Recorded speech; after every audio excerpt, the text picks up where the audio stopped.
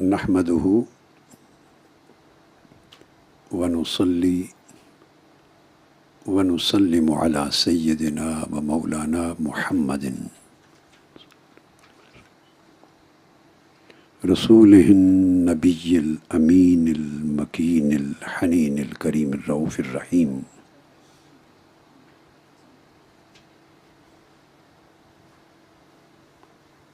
أما بعد، فأعوذ بالله من الشيطان الرجيم. بسم الله الرحمن الرحيم.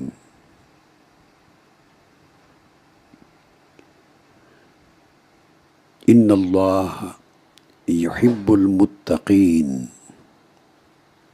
وقال تعالى: إن الله مع الذين اتقوا والذين هم محسنون.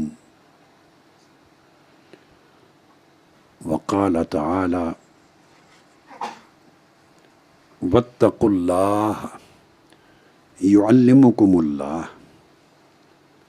وقال: إن تتقوا الله يجعل لكم فرقانا ويكفر عنكم سيئاتكم ويغفر لكم. وقال تعالى: اتقوا الله وآمنوا برسوله يؤتكم كفلين من رحمته ويجعل لكم نورا تمشون به ويغفر لكم. وقال تعالى: ومن يتق الله يجعل له مخرجا ويرزقه من حيث لا يحتسب. وقال تعالى: ومن يتق الله يكفر عنه سيئاته ويعظم له أجرا. صدق الله مولانا العظيم.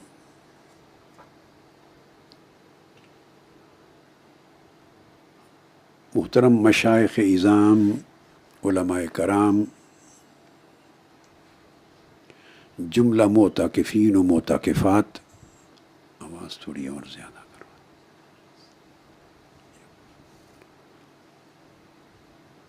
دنیا بھر کے سامعین و سامعات، ناظرین و ناظرات،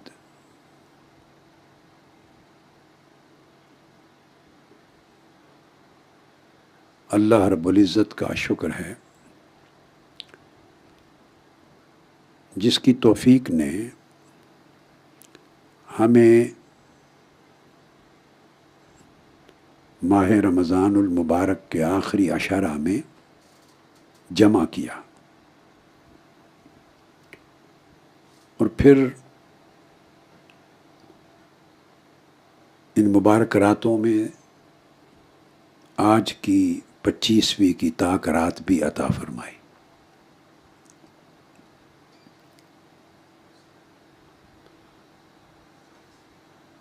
ہمارا موضوع درس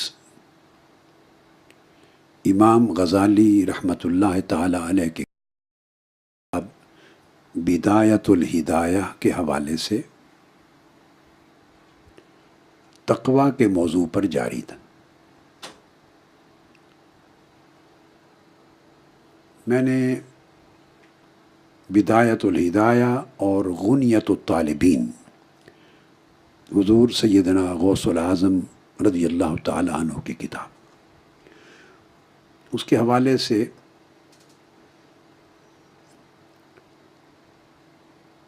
تین چار تعریفات تقوی کی بیان کی تھی۔ غالباً ہم نے پچھلے دو راتوں میں ان پر گفتگو کی۔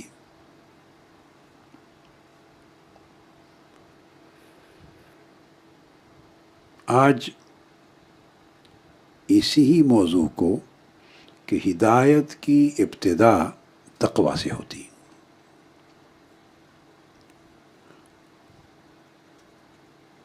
اور تقوی کا ایک ظاہر ہے، ایک باطن ہے۔ ظاہر تقوی ہدایت کی ابتدا کا موجب ہوتا ہے، اور باطنی تقوی یہ ہدایت کی انتہا کہلاتی. آج میں نے ایک اور تعریف اپنے ذہن میں رکھی ہے جو آج کی گفتگو میں انشاءاللہ تعالی ہمارا موضوع سخن بنے گی، مگر اس سے قبل میں نے قرآن مجید کی کچھ آیات کریمہ کے متعلقہ حصے آپ کے لیے پڑھے ہیں، یہ بات سمجھانے کے لیے کہ تقوی ہر سعادت، ہر بھلائی اور ہر اخروی نعمت کا مدار تقوی پر ہے. یہ ابتدائیہ کے طور پہ کچھ قرآنی ریفرنسز، حوالہ جات دے رہا ہوں، پھر ہم اس کی 5ویں تعریف پر آ جائیں گے. غالباً 4 تعریفات پہلے ہو چکی ہیں، آج 5ویں تعریف کریں گے انشاءاللہ.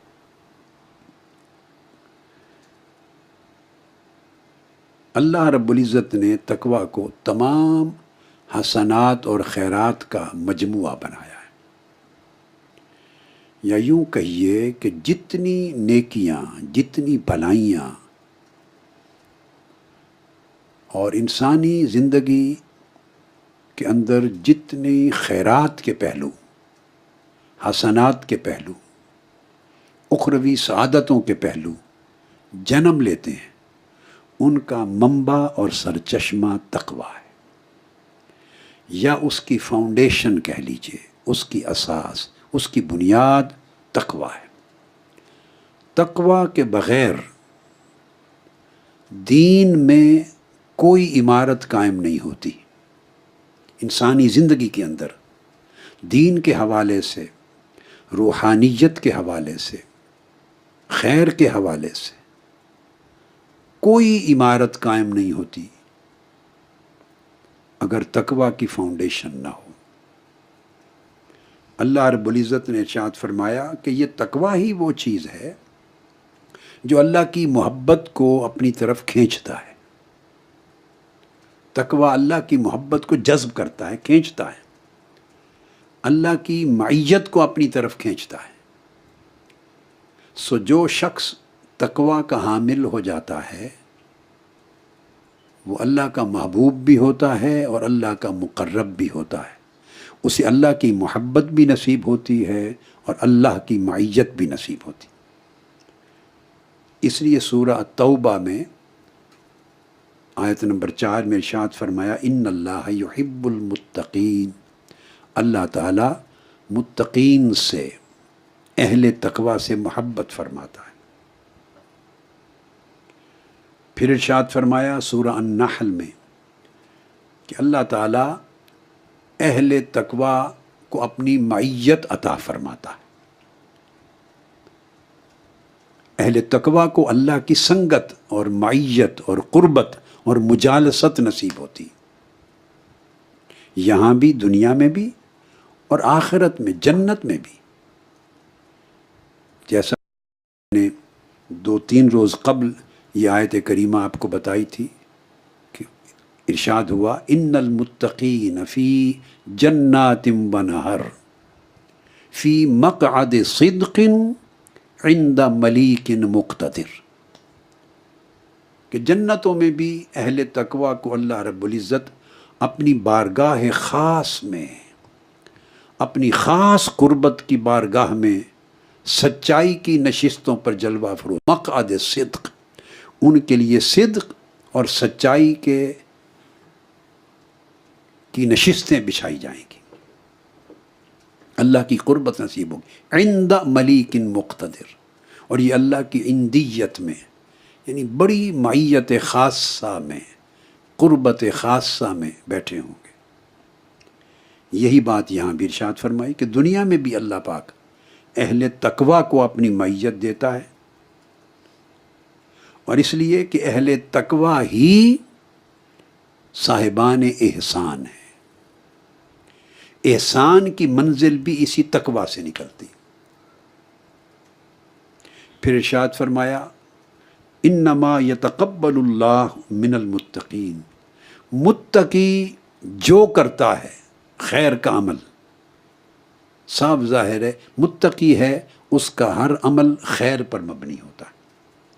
تو متقی صاحب تقوی جو خیر کا نیکی کا عمل کرتا ہے، یتقبل اللہ، اللہ رب العزت اس کو بغیر کسی تاخیر کے قبول فرماتا ہے۔ دیکھیے، عمل کرنا اللہ کی توفیق سے بندے کا کام ہے، اس عمل کی قبولیت یعنی قبول ہو جانا یہ بندے کے بس میں نہیں ہے، نہ اس کی گارنٹی ہے، اس کی کوئی ضمانت نہیں۔ جب انسان عمل بجا لاتا ہے، اس کے بعد اس کے اور اس عمل کے قبول ہونے کے درمیان کئی مرحلے ہیں، کئی شرائط ہیں، کئی تقاضے ہیں۔ کوئی عمل کتنا قبولیت پاتا ہے، کتنا نہیں، یہ اللہ کو معلوم ہے۔ مگر اللہ رب العزت نے قرآن مجید میں ایک کیٹیگوریکل سٹیٹمنٹ دے دی، ایک ایسا آرٹیکل قرآن مجید میں رکھ دیا ہے جو ضمانت دے رہا ہے ہر ایک کا عمل قبولیت پائے گا نہیں پائے گا، کتنی پائے گا کتنی قبولیت نہیں پائے گا، ڈیپینڈ کرتا ہے کئی چیزوں پر۔ کتنا صدق تھا، صدق کتنا اخلاص تھا، نیت کتنی صاف تھی، ریا سے کتنا پاک تھا، کتنی محنت تھی، کتنی توجہ تھی، کتنی یکسوئی تھی، کتنی خالصیت تھی، امور ہیں۔ ان امور کی بنیاد پر قبولیت کا درجہ متعین ہوتا رہتا ہے۔ مگر جہاں متقین آ گئے، جن کو اللہ رب العزت نے تقوی دے دیا ہے، ان کے لیے فرمایا کہ ان کا ہر عمل بغیر کسی تردد کے جان لو کہ قبول ہوگا، اس کو قبولیت ہے۔ گویا متقی عند اللہ مقبول ہے، وہ صاحب قبول ہے۔ اس لیے قرآن مجید نے قربانی جو ہم کرتے ہیں اس کے گوشت کے لیے بھی فرمایا کہ اللہ کو تمہاری قربانیوں کا گوشت نہیں پہنچتا، گوشت تو تم ہی کے پاس جاتا ہے نا، تمہارے پاس تم ہی کھاتے تقسیم کرتے ہو، مگر اللہ کے پاس کیا جاتا ہے؟ اس قربانی دینے والے کا تقوی جاتا ہے۔ وَلَٰكِن يَنَالُهُ التَّقْوَىٰ، اللہ کے پاس تقوی پہنچتا ہے۔ گوشت ضرورت مندوں کے پاس پہنچتا ہے، تقوی اللہ کے پاس پہنچتا ہے۔ یعنی تقوی جس عمل میں ہوگا اس عمل کے قبول ہونے میں کوئی رکاوٹ نہیں۔ پھر یہ اشارہ ایک اور مقام پر بھی دیا، فرمایا وَالْعَاقِبَةُ لِلْمُتَّقِينَ، سورہ اعراف میں۔ تقوی ہمیشہ کیوں قبول ہوتا ہے؟ اس لیے کہ فرمایا عاقبت ہے ہی متقین کے لیے، چونکہ ہر عمل کا انجام خیر اللہ نے متقین کے لیے مقرر کیا ہے، لہذا صاحب تقوی جو عمل کرتا ہے، چونکہ اس عمل کے اندر سارا تقوی ہے، وہ قبولیت سے کبھی محروم نہیں ہوتا۔ پھر صرف یہاں نہیں، پھر تقوی کے پھل ہیں، بڑے بڑے عظیم پھل ہیں، ثمرات ہیں، فوائد ہیں، برکات ہیں۔ ان میں ایک یہ کہ تقوی سے علم لدنی کا چشمہ بھی پھوٹتا ہے، وہ علم نصیب ہوتا ہے تقوی کی راہ سے۔ جیسے جیسے تقوی میں انسان کو کمال ملتا چلا جائے، اس کا چشمہ علم لدنی کا اس کے من میں پھوٹتا ہے، اور وہ علم لدنی ایک ایسا علم ہے جو نہ اساتذہ کی مجالس اور درس و تدریس سے ملتا ہے، نہ کتب کے مطالعہ سے ملتا ہے، نہ اسکول اور مدرسہ سے ملتا ہے، نہ ظاہری ذرائع علم سے ملتا ہے۔ وہ الہام ہوتا ہے اللہ کی بارگاہ سے، وہ الہامی علم ہے، وہ خاص اللہ کی بارگاہ سے القاء کیا جاتا ہے بندے کے دل پر۔ مالا اعلیٰ سے دروازہ کھلتا ہے جہاں سے علم اللہ کے انوار اور اس بارگاہ کے اسرار کے طور پر انسان کے دل میں ودیعت ہوتا ہے۔ وہ علم لدنی وہ بھی اللہ رب العزت تقوی کی راہ سے عطا کرتا ہے۔ ارشاد فرمایا سورہ البقرہ میں آیت نمبر 282، واتقوا اللہ، وَيُعَلِّمُكُمُ اللَّهُ، لوگو تم تقوی اختیار کرو، اللہ تمہیں اس کے صلے میں علم عطا کر دے گا۔ تو یہ علم جو اللہ عطا کرے گا، صاف ظاہر ہے یہ علم وہ ہے جو کتابوں سے اور ظاہری ذرائع سے نہ ملنا تھا نہ ملے گا۔ یہ علم اس کے لیے جو کتاب ہے، جس کتاب سے علم لدنی نصیب ہوتا ہے اللہ کی بارگاہ سے، وہ تقوی ہے۔ اور یہ دلوں کے صفحات پہ نقش ہوتا ہے۔ یہ سفینوں سے سفینوں تک نہیں، یہ سینوں سے سینوں کو منتقل ہوتا ہے، مالائے اعلیٰ سے انسان کے قلب میں اترتا ہے، پردے اٹھاتا ہے۔ پھر اس کے ذریعے یہ تقوی اللہ کی رحمت کو بھی اپنی طرف کھینچتا ہے۔ یہ جو کہ علم لدنی نصیب عطا کرتا ہے تقوی، اس لیے قرآن مجید میں ایک اور مقام پر سورہ الانفال میں فرمایا، ان تتقوا اللہ یجعل لکم فرقانا، اگر تم اللہ کا تقوی اختیار کر لوگے تو اللہ تعالیٰ تمہیں ایک مرتبہ عطا کر دے گا، تمہارے من میں ایک ایسی چیز پیدا فرما دے گا، اس کو قرآن مجید نے فرقان کہا ہے۔ فرقان کہتے ہیں وہ چیز جو حق اور باطل میں، جھوٹ اور سچ میں، خیر اور شر میں، نور اور اندھیرے میں فرق کر دے، جو حق اور باطل میں تمیز کر دے، فرق کر دے، اس کو فرقان کہتے ہیں۔ اب ہر علم فرقان نہیں ہوتا، بڑے صاحبان علم ہیں مگر حق اور باطل کے مابین ان کو فرقان ان کے علم سے نصیب نہیں ہوتا۔ فرقان اس علم لدنی کے نتیجے میں اللہ رب العزت کی ایک ایسی نعمت ہے جو بندے کے من میں، اس کے قلب میں، اس کی روح میں، اس کے باطن میں ودیت کی جاتی ہے کہ وہ پڑھے بغیر سمجھ جاتا ہے یہ بات حق ہے، یہ بات باطل ہے، وہ حق پر پہنچ جاتا ہے۔ تو وہ علم لدنی بھی ہے اور علم وہ ہے وہ فرقان بھی ہے۔ اس لیے قرآن مجید کو لقب دیا ہے اللہ رب العزت نے فرقان کا۔ یہ کتاب مجید جو ہے قرآن، یہ فرقان بھی ہے، چونکہ حق اور باطل کے درمیان فرق کر دیتا ہے۔ یحق الحق و یبطل الباطل، تو تقوی انسان کے اندر وہ ملکہ پیدا کرتا ہے، وہ صلاحیت پیدا کرتا ہے، وہ ایک باطنی خوبی، ایک باطنی ایبلٹی، ایک باطنی کیپیبلٹی، ایک باطنی انسٹنکچول ایک ایبلٹی پیدا کرتا ہے اس کے باطن میں، کہ اس کے ذریعے بندے کا من اپنی باطنی نور کے ذریعے پہچان کر لیتا ہے کہ حق کیا ہے، باطل کیا ہے۔ کوئی مسئلہ اگر اس کے سامنے پیش ہو اور اس نے اس کا جواب یا اس مسئلے کی تفصیل کتاب میں نہ پڑھی ہو، تو اس کا باطن، صاحب تقوی کا باطن، چونکہ اس کے باطن میں فرقان ہے، وہ ایک رجحان قائم کر دیتا ہے کہ یہ حق ہوگا۔ یہ ایک معرفت ہے۔ اور پھر اس تقوی کے ذریعے اللہ رب العزت نے فرمایا کہ وہ تمہارے چھوٹے اور بڑے گناہوں کو بھی تقوی کے سبیل سے معاف کرتا ہے۔ وَيُكَفِّرْ عَنْكُمْ سَيِّئَاتِكُمْ، چھوٹی موٹی لغزشیں، خطائیں، گناہ جو انسان کی زندگی میں صادر ہوتے ہیں، صغائر، وہ تو تقوی کے ذریعے اللہ پاک ان کو مٹاتا چلا جاتا ہے، مٹا دیتا ہے۔ وَيَغْفِرْ لَكُمْ، اور غفران کا جب لفظ استعمال کرتا ہے یکفر، تکفیر کے بعد، وہ پھر بڑے گناہوں کو بھی اللہ پاک مٹاتا ہے۔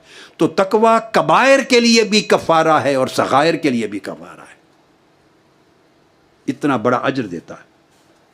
پھر ایک اور شان بیان کی تقوی کی، فرمایا واتقوا اللہ وآمنوا برسولہ، یا ایھا الذین آمنوا، کو اہل ایمان کو پکارا ہے، اے ایمان والو اللہ کا تقوی اختیار کرو۔ ایمان والوں کو حکم دیا کہ تقوی اختیار کرو، اور پھر فرمایا وآمنوا برسولہ، اور اس کے رسول پر ایمان لاؤ۔ بھئی عجیب بات ہے، حکم بھی تو ایمان والوں کو دیا جا رہا ہے، اے ایمان والو تقوی اختیار کرو۔ تقوی تو آتا بھی ایمان کے بعد ہے۔ ارشاد فرمایا یا ایھا الذین آمنوا اتقوا اللہ وابتغوا الیہ الوسیلہ وجاہدوا فی سبیلہ لعلکم تفلحون، اے ایمان والو تقوی اختیار کرو اور پھر اللہ کی قربت کا وسیلہ اختیار کرو، اور پھر مجاہدہ کرو، ریاضت کرو، محنت کرو تاکہ تمہیں فلاح نصیب ہو جائے۔ تو تقوی کی تو باری ہی ایمان کے بعد آتی ہے، اور تقوی اختیار کرنے کا حکم بھی اہل ایمان کو دیا گیا ہے۔ تو اہل ایمان ہوئے تو متقی ہوئے، تو متقی ہو کر پھر انہیں حکم دیا جانا کہ آمنو برسول، اللہ کے رسول پر ایمان لاؤ۔ اس کا مطلب کیا ہوا؟ مطلب بڑا واضح ہے، وہ یہ کہ بغیر تقوی کے بھی ایک ایمان ہے، مگر اس ایمان کا مقام اور ہے، اور تقوی کے بعد جو ایمان کو منزلت نصیب ہوتی ہے اس کا درجہ اور حال کچھ اور ہوتا ہے۔ غیر متقی کا ایمان صرف اقرار و تصدیق ہوتی ہے، غیر متقی کا ایمان فقط اقرار و تصدیق ہوتی ہے، پردے برقرار رہتے ہیں۔ ایمان اور تصدیق، اقرار باللسان اور تصدیق بالقلب۔ زبان سے غیر متقی اقرار کر لیتا ہے، دل سے تصدیق کرتا ہے، بھلے اگر تقوی کی وادی کا مسافر نہیں بھی ہوا تو وہ حالت ایمان میں داخل ہو جاتا ہے۔ اس ایمان کے اثرات، اس کی کیفیات اور ہوتی ہیں، مگر جب بندہ ایمان کے بعد تقوی کی وادی میں داخل ہوتا ہے اور صاحب تقوی ہوتا ہے اور متقی ہونے کے بعد پھر اس حکم کی تعمیل کرتا ہے وَآمِنُوا بِرَسُولِهِ، اور پھر رسول پر ایمان لاؤ۔ اس کا مطلب اب کیا ہوا؟ اب متقی ہونے کے بعد اللہ کے رسول پر ایمان لاؤ، یعنی اب ایسا ایمان لاؤ جو ان کے صحابہ لاتے تھے، کہ اپنا تن من دھن قربان کر دیتے تھے، اپنی خواہشات نفس قربان کر دیتے تھے۔ دیکھو نا، جب فرمایا کہ ایمان والو تقوی اختیار کرو، تو تقوی ایمان لے آئے، تقوی اختیار کر لیا، پھر کہنا کہ اب رسول پر ایمان لاؤ۔ اب وہ کون سا ایمان رہ گیا ہے کہ اگر وہ ایمان پہلے پورا نہیں ہوا تھا تو آدمی تقوی میں تو داخل ہی نہیں ہو سکتا۔ وہ تو تقوی کی شرط تھی، پہلے اسلام ہوگا، پھر ایمان ہوگا، پھر تقوی کی منزل پہ آدمی گامزن ہوگا۔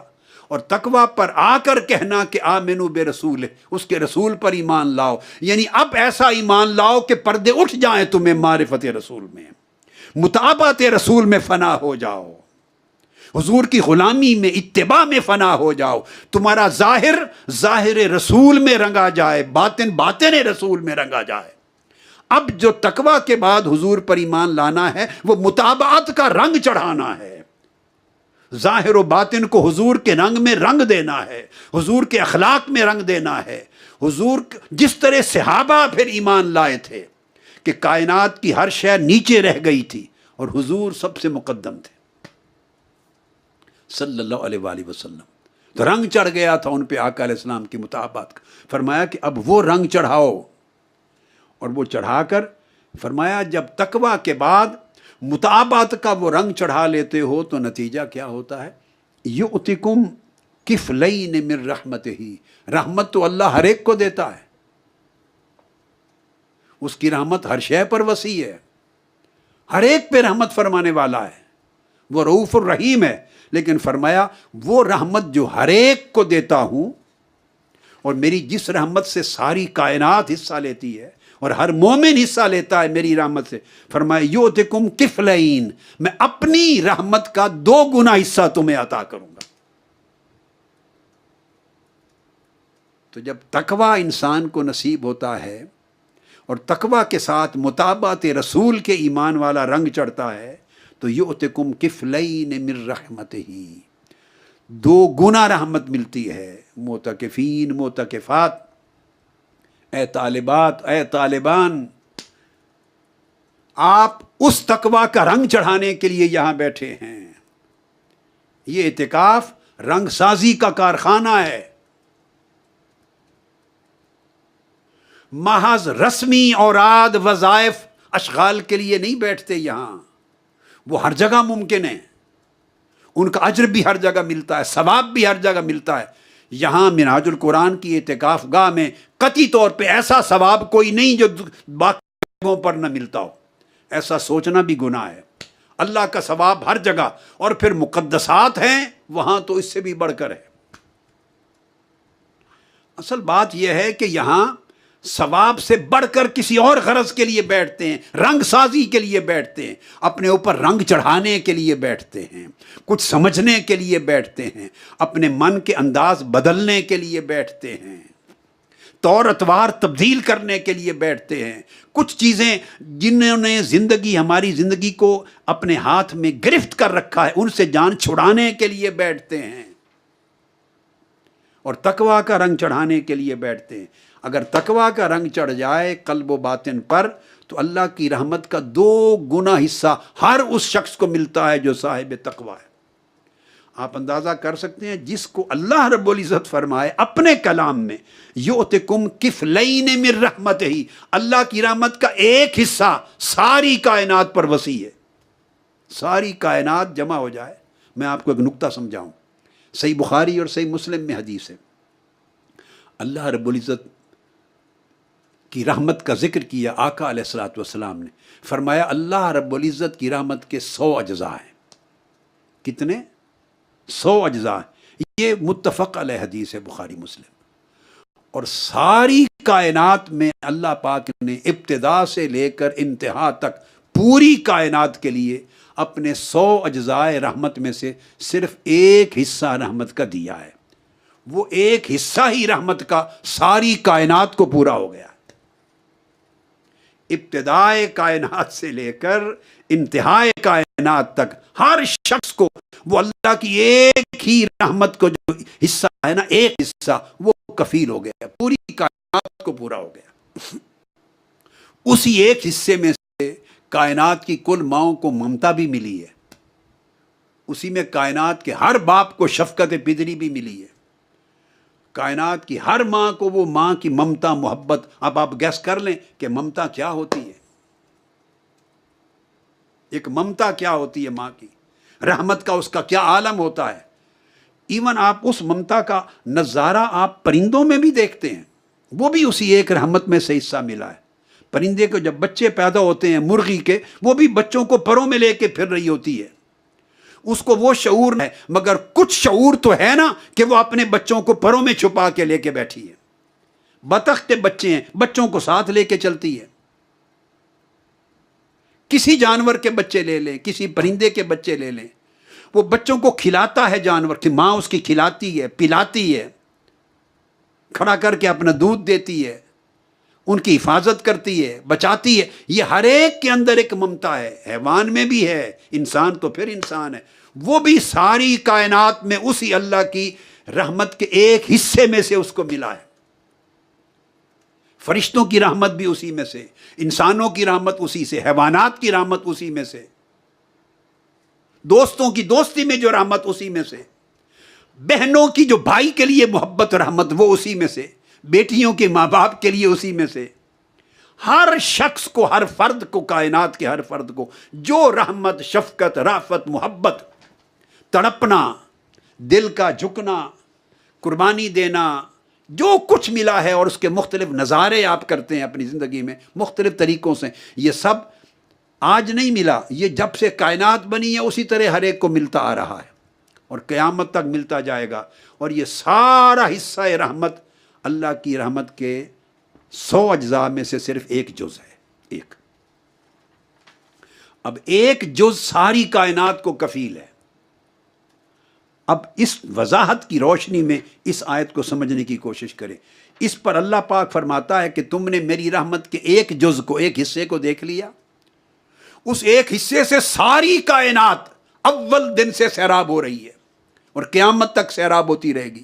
لیکن فرمایا جو شخص تقوی اختیار کر لے، صدق تقوی، کمال تقوی، روح تقوی کو پالے، اس کو میں اپنی رحمت کے 2 حصے عطا کرتا ہوں۔ تنہا اس ایک فرد کو اللہ کی رحمت کے 2 حصے عطا ہوتے ہیں، یعنی وہ بندہ خود رحمت کی کائنات بن جاتا ہے، 2 کائناتیں بن جاتا ہے، پھر اس کی محبت، پھر اس کی شفقت۔ تو جس کو اللہ پاک کی رحمت کے 2 حصے جس متقی کو مل جائیں، یہ ولایت ہے۔ وہ کسی سے بغض کر سکتا ہے؟ یہ سبق دے رہا ہوں۔ اگر آپ اللہ کی دوستی، اللہ کی رحمت، اللہ کی محبت، اللہ کی ولایت کی راہ پہ چلنا چاہتے ہیں تو اس میں بغض کی کوئی جگہ نہیں ہے۔ دلوں میں کسی کے لیے بغض رکھیں، جس دل میں بغض ہوگا، کینہ ہوگا، وہاں اللہ کی رحمت نہیں آ سکتی، وہاں تقویٰ نہیں، اس کی دوستی نہیں۔ وہ کسی سے عداوت کر سکتا ہے، کینہ پروری کر سکتا ہے، کسی کے ساتھ منفی سوچ دل میں رکھ سکتا ہے؟ کسی کے ساتھ دشمنی کر سکتا ہے؟ نہیں کر سکتا، وہ چاہے بھی تو نہیں کر سکے گا۔ اللہ رب العزت جس کے دل کو چن لیتا ہے تقویٰ کے لیے، پھر اپنی رحمت کے 2 حصوں کے لیے، وہ اپنی رحمت کے 2 حصے ڈالنے سے قبل اس کے دل سے ہر قسم کی عداوت کے بیج نکال دیتا ہے، بغض کے بیج نکال دیتا ہے، نفاق کے بیج نکال دیتا ہے، اس کے دل کی زمین کو اس طرح صاف ستھرا کر دیتا ہے کہ اس کے دل کی ساری زمین پر ہر ایک کے لیے رحمت کے پودے اگتے ہیں، شفقت کے پودے اگتے ہیں، محبت کے پودے اگتے ہیں، عنایت کے پودے اگتے ہیں۔ وہ سراسر پیکر احسان ہوتا ہے، پیکر انعام ہوتا ہے، پیکر شفقت ہوتا ہے، پیکر خیر ہوتا ہے۔ اس کی ذات سے کسی کو شر نہیں مل سکتا۔ جب اس کے اندر شر نہیں ہوتا تو اس زبان کیسے شر بولے گی؟ ایک بات یاد رکھ لیں، جو زبان بولتا ہے یاد رکھ لیں وہ شر زبان سے پیدا نہیں ہوتا، زبان سے صرف وہ پیدا نہیں ہوتا ہے، وہ اس کے قلب میں پیدا، قلب میں دل میں شر تھا تو زبان سے اگلا گیا۔ جو بغض کرتا ہے وہ دل سے جنم لیتا ہے، عداوت کرتا ہے دل سے جنم لیتا ہے۔ خزانہ خیر کا بھی شر کا بھی دل ہے۔ جس کا دل شر کا خزانہ بن گیا، زبان سے، اس کی آنکھوں سے، اس کے ہاتھوں سے، پاؤں سے، ہر عضو سے شر نکلے گا۔ اور جس کا دل خیر کا، تقوی کا خزانہ بن گیا، رحمت الہیہ کا خزانہ بن گیا، اس کے ہاتھ سے، پاؤں سے، زبان سے، دماغ سے، سوچ سے، جسم سے، ہر انگ سے رحمت ہی رحمت نکلے گی۔ اعتکاف سے تقوی اور سراسر رحمت و مودت و محبت کا درس اور خیرات لے کے جائیں۔ انسانیت میں ہر فرد کو آپ سے ٹھنڈک ملے، یہ تقوی کی علامت ہے۔ کسی کو آپ سے تپش نہ ملے، ہر کسی کو آپ سے راحت ملے، ہر کسی کو آپ سے محبت ملے، ہر کسی کو آپ سے شفقت ملے، ہر کسی کو آپ سے، یہ رحمت کے مختلف زاویے ہیں، رحمت ملے۔ تو اس لیے کہ یؤتکم کفلین من رحمت ہے، اللہ پاک فرماتے ہیں کہ جب تقوی اختیار کر لیتا ہے میرا بندہ تو میں اس ایک بندے کو اپنی رحمت کے 2 حصے عطا کرتا ہوں۔ اور یاد رکھ رہے ہیں، اللہ جس کو 1 حصہ دے دے، 2 حصے دے دے یا 100 حصے دے دے، ان حصوں سے اس کی رحمت میں کوئی کمی نہیں آتی۔ وہ حصے بیان فرماتا ہے ہمیں سمجھانے کے لیے، ایسا نہیں ہے کہ اس کی رحمت کے جز ہو رہے ہیں اور باقی جز کم ہوتے چلے جا رہے ہیں، بات ہمیں سمجھانے کے لیے حصوں کی بات کی۔ اور پھر فرمایا تقوی جو رکھ لیتا ہے یجعل لکم نورا، پھر جس کو میں تقوی دیتا ہوں اس کو نور عطا کر دیتا ہوں۔ گویا وہ اندھیروں سے نکل آتا ہے۔ ایک ہے اندھیرے سے نکلنا، یخرجہم من الظلمات الی النور، ایک ہے اندھیروں سے نکال کر نور کی راہوں پر گامزن ہو جاتا ہے وہ بندہ، وہ اور چیز ہے۔ نور کی راہ پر گامزن ہوتا ہے، اس کو ہدایت مل جاتی ہے، یہ الگ چیز ہے۔ یہ اس سے اوپر مرتبہ ہے جو بیان کر رہا ہوں کہ یجعل لکم نورا، نور کی راہوں پر تو وہ گامزن تھا لیکن نہیں، اس کے اندر نور کا چشمہ پیدا ہو جاتا ہے۔ تمہارے لیے نور پیدا کر دیتا ہوں، اس کے من میں نور آ جاتا ہے، اس کے من سے نور پیدا ہوتا ہے۔ اور پھر فرمایا تمشون بہ، اور جب تقوی ملتا ہے اور تمہارے اندر، متقی کے اندر نور آتا ہے تو اس نور کے ساتھ وہ بندہ، اللہ کا بندہ چلتا ہے۔ اب یہ بات بڑی سمجھنے والی ہے، نور پیدا کر دیتا ہوں تو اس کے ساتھ چلنے کا ذکر کیوں کیا؟ تقوی سے نور پیدا ہو گیا باطن میں، اس کے ساتھ چلنے کا کیا تعلق ہے؟ وہ چلنے کا تعلق یہ بیان کیا کہ وہ نور صرف اس متقی صاحب تقوی ولی کی اپنی ذات کے لیے نہیں رہتا۔ تمشون بہ، وہ جہاں چلتا ہے وہیں نور بانٹتا چلا جاتا ہے، جدھر جاتا ہے نور بانٹتا ہے۔ یعنی اب اس کا من تو روشن ہو ہی جاتا ہے، مگر وہ جہاں جاتا ہے اطراف و اکناف کو روشن کرتا ہے۔ نور اس کے اندر ایسا پیدا کرتا ہوں کہ دنیا بھی اس سے نور لیتی ہے، وہ نور بانٹتا ہے، دنیا میں نور تقسیم کرتا ہے، اطراف و اکناف عالم میں اس کے نور کی شعائیں جاتی ہیں اور لوگ بھی اندھیروں سے نکلتے ہیں اس کے نور کے ساتھ۔ یہ اس تقوی کا نتیجہ ہے۔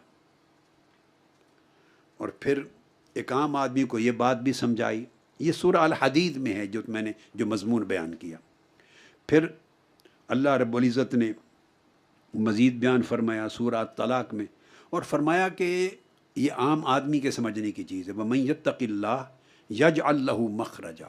ہمیں زندگی میں پریشانیاں رہتی ہیں، الجھن رہتی ہے، مصائب و آلام رہتے ہیں، ہم اپسیٹ رہتے ہیں، تنگیاں پیدا آتی ہیں، زندگی میں پیدا ہوتی ہیں طرح طرح کی۔ فرمایا کہ آپ پوچھتے ہیں میں کیا کروں، ہم جاتے ہیں وظیفوں کی طرف، ہم پوچھتے ہیں کوئی وظیفہ دے دیں، کوئی ورد دے دیں، یا دنیاوی طریقے ڈھونڈتے ہیں جس میں حلال اور حرام کا فرق مٹا دیتے ہیں، دنیاوی طریقے ڈھونڈتے ہیں۔ اگر دین کی طرف آئیں تو اہل دین سے ورد اور وظیفہ پوچھتے ہیں جس سے تنگیاں دور ہوں۔ ایک وظیفہ آج مجھ سے بھی لے لو، اور میں جو وظیفہ دے رہا ہوں یہ میرا وظیفہ نہیں ہے، یہ اللہ رب العزت کا دیا ہوا وظیفہ ہے۔ دیکھو بندے کا دیا ہوا وظیفہ زیادہ طاقتور ہوگا یا اللہ کا دیا ہوا وظیفہ طاقتور زیادہ ہوگا؟ بتائیں کس کا وظیفہ زیادہ پاورفل ہوگا؟ اللہ کا دیا ہوا۔ اللہ پاک نے وظیفہ دیا، جس کو پریشانیاں ہیں، تنگیاں ہیں، الجھنیں ہیں، مشکلات ہیں، غم ہیں، اندوہ ہیں، اور وہ وظیفہ چاہتا ہے، وظیفہ لے لے۔ وَمَن يَتَّقِ اللَّهَ يَجْعَل لَّهُ مَخْرَجًا، اس کو وظیفہ تقویٰ کا دیا۔ تقویٰ اختیار کر لے، میں اس کو تنگیوں سے راستہ دے دوں گا نکلنے کا، مشکلات سے نکلنے کا راستہ دے دوں گا۔ تقویٰ انسان کو مشکلات سے نکلنے کا راستہ دیتا ہے۔ اس کی راستہ کیا دیتا ہے؟ اس کی تنگی خود فراخی اور وسعت میں بدل دی جاتی ہے۔ وَيَرْزُقُهُ مِنْ حَيْثُ لَا يَحْتَسِبُ، مالی مشکلات آتی ہیں نا، مالی مشکلات میں آج کل مہنگائی بہت زیادہ ہے، سنا بے حد و حساب مہنگائی ہو گئی ہے، ہسٹری کا ریکارڈ ٹوٹ گیا ہے، مہنگائی ہے نا۔ اب اس مہنگائی میں صاحب ظاہر مالی مشکلات آتی ہیں، ان کا بھی وظیفہ دیتا ہوں، اور وہ وظیفہ کیا ہے؟ وہی من یتق اللہ، تقوی اختیار کرو، یرزقہ من حیث لا یحتسب، میں تمہیں اتنا رزق دوں گا اور وہاں سے دوں گا کہ تمہارا گمان بھی نہیں ہوگا، تمہاری ضروریات پوری ہو جائیں گی۔ تنخواہ تھوڑی ہوگی مگر تقوی کے ذریعے تمہاری ضروریات پوری ہو جائیں گی، انکم تھوڑی ہوگی مگر تقوی کے طریق سے تمہاری مشکلات حل ہو جائیں گی، وسائل تھوڑے ہوں گے مگر تقوی کے ذریعے مسائل حل ہو جائیں گے۔ آپ کو مسائل حل ہونے سے غرض ہے نا، اس سے تو غرض نہیں کہ کہاں سے آ رہا ہے کہاں سے نہیں، مسئلہ حل ہونا چاہیے۔ اللہ پاک نے فرمایا من حیث لا یحتسب، اے بندے اس چکر میں نہ پڑ کہ کہاں سے آ رہا ہے کہاں سے نہیں، یہ تیرا کام نہیں، یہ میرا کام ہے، کہاں سے دیتا ہوں میں جانتا ہوں، میں تمہیں دے کے تمہارا مسئلہ حل کر دوں گا، تو تقوی اختیار کر لے، تو تقوی کا وظیفہ کر لو۔ آج کے بعد ہر معتکف کو تقوی کا وظیفہ دے دیا، تقوی کا وظیفہ کرو، اور وہ کیسا ہے وہ آپ 3 راتوں سے سن رہے ہیں۔ اللہ دے گا، ہر شے دے گا، اور یرزقہ میں صرف روٹی نہیں ہے، کھانا پینا نہیں، اس کو رزق نہیں کہتے، اللہ کی ہر دین کو رزق کہتے ہیں، ہر پروویژن۔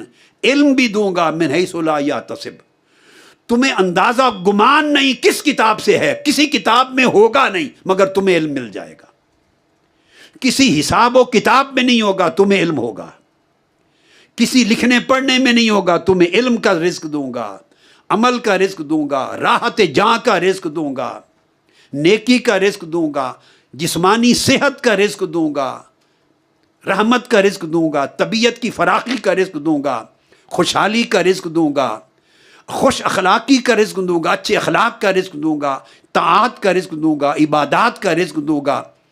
میں ہر قسم کا رزق، اللہ کی ہر نعمت اللہ پاک فرماتے ہیں وہ دوں گا جس سے تمہیں خوشحالی نصیب ہو جائے گی۔ تم آج کے بعد تقوی کی تسبیح کرو، تقوی کا ورد کرو، تقوی کا وظیفہ کرو۔ سبحان اللہ۔ اور پھر ایک بڑی خوبصورت بات اللہ رب العزت نے اور ہمیں بتائی اور بار بار دہرایا، فرمایا من یتق اللہ یکفر عنہ سیئاتہ، بار بار کہا بھئی تم انسان ہو، تم سے غلطیاں ہو جاتی ہیں، گناہ ہو جاتے ہیں، بھول چوک ہو جاتی ہے، کوئی خطائیں ہو جاتی ہیں، تم انسان ہو، تم سے خطائیں ہو جاتی ہیں، خطاؤں کو کر بیٹھنا انسان کا کام ہے اور خطاؤں کو بخش دینا رحمان کا کام، میرا کام ہے۔ فرمایا جو تقوی اختیار کرے میں اس کی خطائیں معاف کرتا رہتا ہوں، پانی سے دھوتا رہتا ہوں، بخشش کے پانی سے۔ وَيُعْظِمْ لَهُ أَجْرًا، یہ بات بڑی امپورٹنٹ ہے۔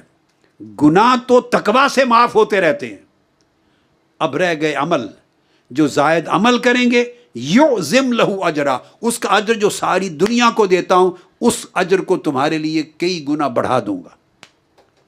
نفل وہی دو ہیں، اے شخص یعنی الف بھی، اے بھی دو نفل پڑھ رہا ہے، بی بھی وہ 2 نفل پڑھ رہا ہے، سی بھی پڑھ رہا ہے، ڈی بھی، ای ایف، یعنی 10 بندے ہیں یا 100 بندے ہیں، 100 کے 100 2 نفل پڑھ رہے ہیں، ہر ایک کے لیے اجر مقرر ہے۔ من جاء بالحسنۃ فلہ عشر امثالھا، جو نیکی کرے گا اس کے لیے 10 اجر ہیں۔ یہ 10 اجر ایک اللہ رب العزت کا ایک جنرل سٹینڈرڈ ہے جو ہر ایک کو دیتا ہے، لیکن اس کے لیے فرمایا جو تقوی صاحب تقوی ہو وہی 2 نفل وہ پڑھے گا، یعظم، اس کے اجر کو عظیم تر کر دوں گا۔ اب جس اجر کو اللہ فرما رہا ہے عظیم تر کر دوں گا، بہت بڑھا دوں گا، آپ تصور کر سکتے ہیں، امیجن کر سکتے ہیں کہ وہ کتنا بڑھا دے گا؟ اس کی لمٹ نہیں ہے۔ کسی کے لیے 10 والے اجر کو 70 گنا کر دے گا، کسی کے لیے 100 گنا کر دے، کسی کے لیے 700 گنا کر دے، کسی کے لیے 1000 گنا، کسی کے لیے لاکھ گنا، کسی کے لیے لاکھوں گنا، کسی کے لیے کروڑوں گنا، کسی کے لیے اربوں گنا۔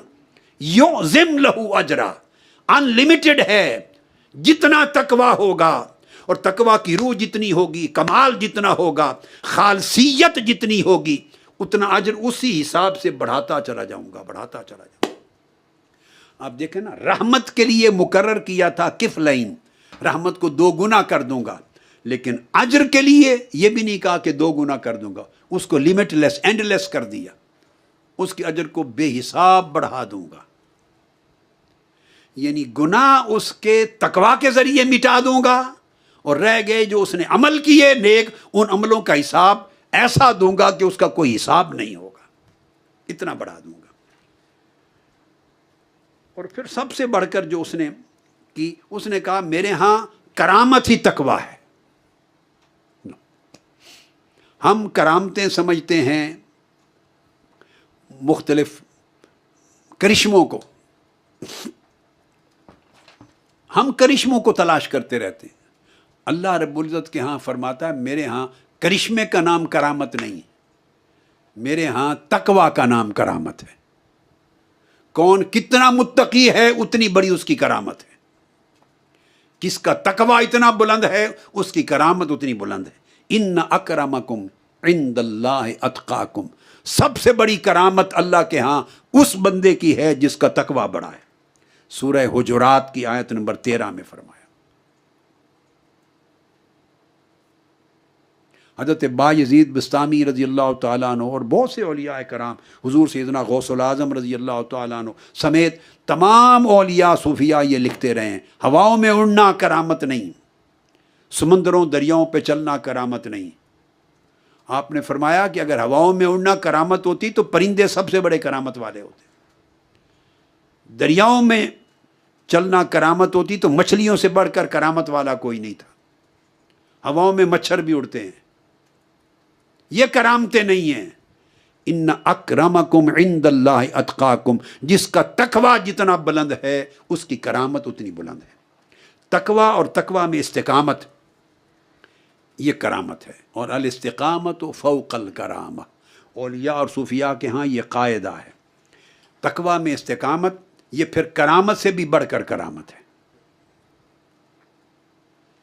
یہ تو تھی آج تقوی کا جو چوتھا معنی بیان کرنے سے قبل پھر تقوی کی فضیلت کی تشریح، کہ تقوی کا مقام کیا ہے، جس پر ہم گفتگو کر رہے ہیں پچھلی 3 راتوں سے 4 راتوں سے۔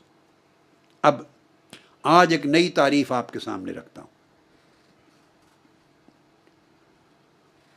اور جو نئی تعریف ہے وہ تقوی کی، پوچھا گیا اب میں آگے ذکر کروں گا بڑی بڑی ہستیوں سے، اکابر اولیاء سے، سلف صالحین میں، تو ان کے سارے جواب آپ کے سامنے آئیں گے۔ تو اس تقوی کا جو خلاصہ ہے ان کے ہاں، وہ کہتے وہ ہے الجوع، التقوی هو الجوع، بھوکا رہنا۔ اب لفظی معنی الجوع کا ہے بھوکا رہنا، بھوک یعنی پیٹ کا خالی رہنا، مگر مراد وہ پیٹ اور وہ خالی رہنا نہیں جو آپ سمجھ رہے ہیں۔ الجوع پہلے معنی بیان سمجھ لیں۔ حضرت شیخ ابو مدین غوث المغربی فرماتے ہیں نظرت فی کتب الانبیاء والصالحین والصحابۃ والتابعین والعلماء المادیین من المتقدمین فما وجدت شیئا یتوسل بہ الی اللہ تعالی الا بالجوع۔ اب یہ تقوی کا بیان کر رہے ہیں۔ کہا کہ میں نے سابقہ انبیاء کی کتابیں پڑھی، صالحین کی پڑھی، صحابہ کی پڑھی، تابعین کی پڑھی، ان کی تعلیمات، اور جو گزر گئے متقدم پہلے زمانوں کے علماء اولیاء، ان کی کلمات کو، نصیحتوں کو، تحریروں کو پڑھا۔ فرمایا کہ سب کچھ پڑھ کر اللہ کے قریب کر دینے والی چیز اور اللہ سے ملا دینے والی، جس کے ذریعے بندہ اللہ کا واصل ہو جاتا، اللہ سے ملا دینے والی چیز الجوع یعنی بھوک سے بڑھ کر کائنات میں کوئی اور شے نہیں دیکھی، کوئی اور شے نہیں دیکھی۔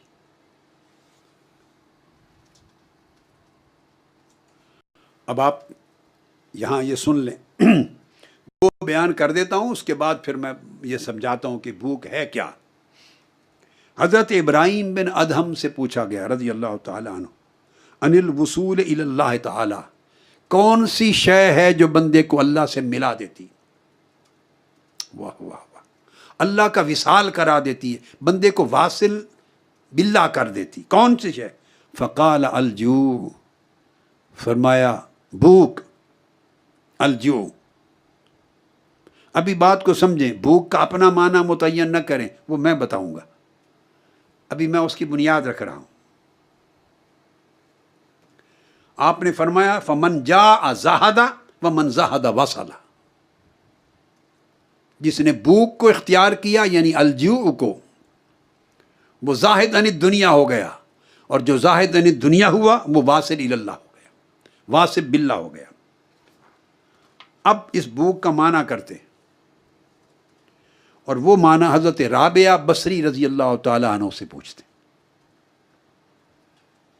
حضرت رابعہ ادویہ بصریہ رضی اللہ تعالیٰ عنہ، ان سے پوچھا گیا بِأَيِّ شَيْءٍ يَصِلُ الْوَاصِلُ إِلَى اللَّهِ تعالیٰ،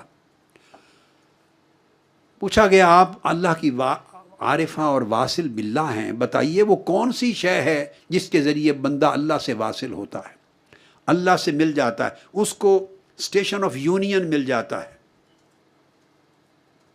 اللہ کے ساتھ، اس کا باطن مل جاتا ہے۔ آپ نے فرمایا فقالت بالجوع، جوع کے ساتھ بندہ اللہ سے ملتا ہے، بھوک۔ اب ان سے پوچھنے والوں نے، سوال کرنے والے، فقیل لہا وما الجوع، پوچھا بھوک کیا ہے، بھوک سے مراد کیا ہے؟ کسی کی سمجھ میں نہیں آئی کہ الجوع سے مراد کیا ہے۔ فرمایا وہ بھوک نہیں جو تم سمجھتے ہو، فرمایا یہ ایک روحانی جوع ہے۔ فرمایا الجوع تنزیہ النفس عن اللذات والشہوات والراحات والرغبات۔ جوع کا معنی یہ ہے کہ نفس خواہشوں، رغبتوں اور شہوتوں سے، نفس شہوتوں سے بے رغبت ہو جائے اور دل دنیا سے بے رغبت ہو جائے۔ نفس کو شہوت کی بھوک دینا یعنی نفس کو شہوتوں سے خالی کر دینا۔ جب ہم بھوک کا لفظ استعمال کرتے ہیں تو اس کا مطلب کیا ہوتا ہے؟ کچھ نہیں کھایا اتنی مدت سے تو پیٹ خالی ہے۔ پیٹ کو کھانے پینے کسی چیز سے خالی کرتے ہیں نا، بھوک کا اصل عنوان یہ ہے۔ انہوں نے فرمایا نفس کو خالی کر دینا شہوتوں سے، لذتوں سے، اور دل کو خالی کر دینا دنیا کی طلب سے، جس کا نفس شہوتوں سے خالی ہو گیا اور دل دنیا سے خالی ہو گیا وہ صاحب الجوع ہو گیا، گویا اس نے نفس کو بھوکا کر دیا، شہوتوں کو سے نفس کو خالی کر دیا اور دنیا کی لذت و راحت اور اس کی طلب سے دل کو خالی کر دیا۔ یہ جو زہد النفس عن الہوا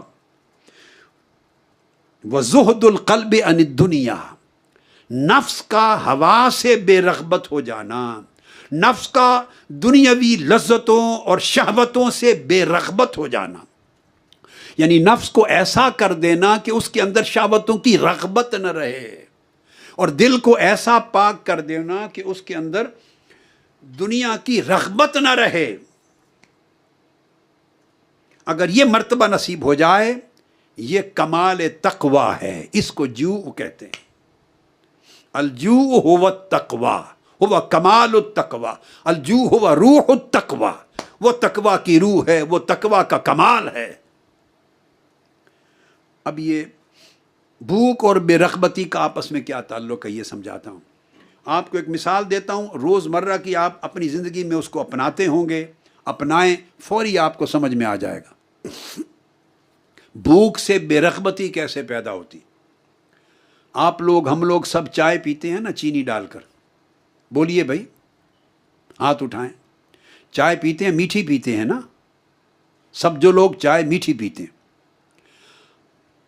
اب جو آدمی میٹھے کے ساتھ عادت جس کی بن گئی ہے، اس کو اگر چائے دے دیں ایک دن کم میٹھا ڈال دیں یا بغیر میٹھے کے ڈال دیں تو پینے کو جی کرے گا؟ نہیں کرے گا۔ کیوں؟ کہ چینی کی رغبت ہے، چینی کی رغبت ہے۔ اب جو بات میں آپ کو بتانے لگا، میں نے زندگی میں 2-3 مرتبہ، زندگی کے پہلے، آج کل نہیں، بہت پہلے وقتوں میں میں نے خود پریکٹس کی۔ میں نے 2-3 مرتبہ ایسا ہوا کہ چائے میں چینی ڈالنا چھوڑ دی تھی۔ اس زمانے اور کوئی چیز دریافت نہیں ہوئی تھی یا ملی نہیں تھی، ایزیلی نہیں ملتی تھی، تو پھیکی چائے پیتا تھا۔ مجھے یاد نہیں ہے، ممکن ہے میکسیمم 1 مہینہ لگا ہوگا، 40 دن لگے ہوں گے، یہ تو مجھے یاد نہیں، مگر تھوڑا عرصہ پھیکی چائے پیتے پیتے میٹھی چائے پینے کی رغبت ختم ہو گئی۔ میں نے چونکہ آزمایا ہے، اور یہ اتنی عام چیز ہے، ہر شخص زندگی میں آزماتا ہے۔ حسن بھائی اب چائے پیتے ہیں بغیر چینی کے، گھر میں اور کچھ لوگ ہیں بغیر چینی کے پیتے ہیں، آپ میں سے کئی لوگ پیتے ہوں گے۔ آپ آزما کے دیکھ لیں، جو آدمی اس چینی کی شہوت میں رہے، رغبت میں رہے، اس کو چائے مزہ ہی نہیں دے گی بغیر میٹھے کے،